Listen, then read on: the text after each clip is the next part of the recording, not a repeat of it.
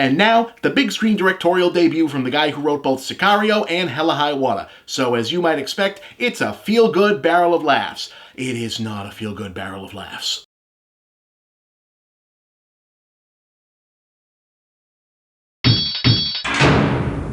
I say big screen directorial debut because technically writer-director Taylor Sheridan, who also played Deputy Chief Hale on Sons of Anarchy, did direct one movie before this, an obscure low-budget Saw knockoff called Vile that went straight to DVD back in 2011. Sounds great. Now, Sheridan has demonstrably since transitioned into a much more nuanced and intellectually satisfying realm of film storytelling since then, but it's not entirely shocking that he got his start in the grueling realm of so-called torture porn. This is a guy who clearly likes taking his work to dark places, and while Wind River isn't exactly as unrelentingly nasty as Sicario, it is right up there.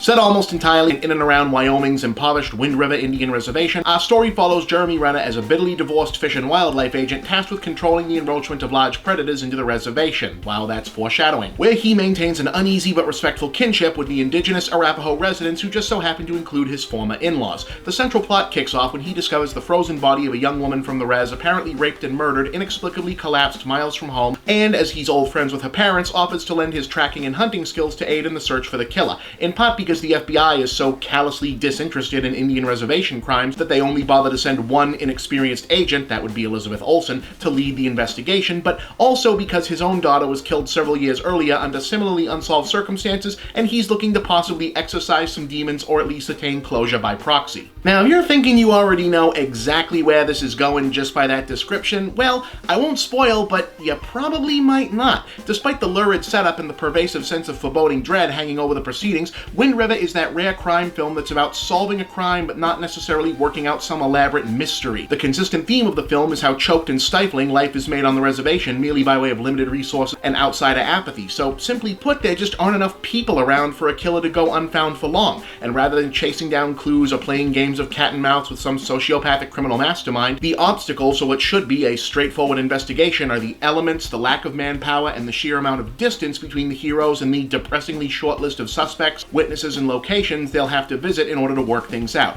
This is indeed a crime thriller, but it's a thriller made up of introspection, quiet character development, and the despair of inevitability, as opposed to the horrors of the unknown. Uplifting it is not, would be the point to take away from that. So what exactly should draw you in to watch a depressing movie where essentially from frame one we're informed that its worldview is that life is pain, everything sucks, the world will eventually wear you down, and the best you can reasonably hope for is to become hot enough to live through it and maybe possibly exact some personal vengeance where applicable? Well, it's a very well made downer, basically.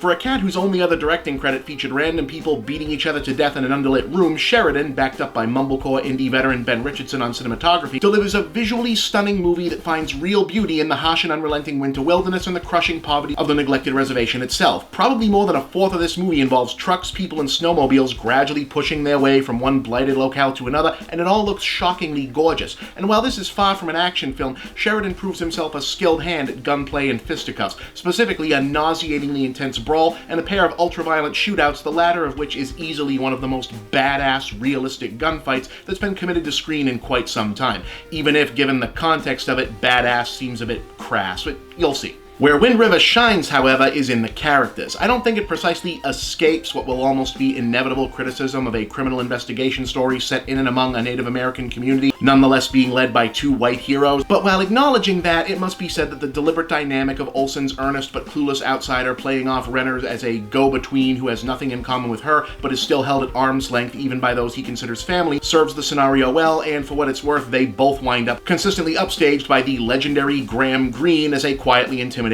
police chief who's more or less the adult in the room in any given situation. And Renner, to be certain, is given ample room to remind us what a compelling presence he can be with the right material. The film is a bit too serious to wear the label, but his hard-bitten character often seems to have rode over from the world of some ultra-bleak spaghetti western, and it's a mode that suits him. Wind River is punishing filmmaking, but it's also solid and well-crafted filmmaking that yields a final product that is extremely satisfying. Now, I can't call it perfect. There's some clunky dialogue in the talkier parts, particularly whenever Renner is given to wax poetically about the resilience and strength of his Arapaho friends and family, and a key moment in the story is rendered a bit hazy by a narrative time jump and perspective switch that feels oddly jarring because it's the only flourish of its kind in an otherwise straightforward film. But what works, works, and I found it fairly impressive.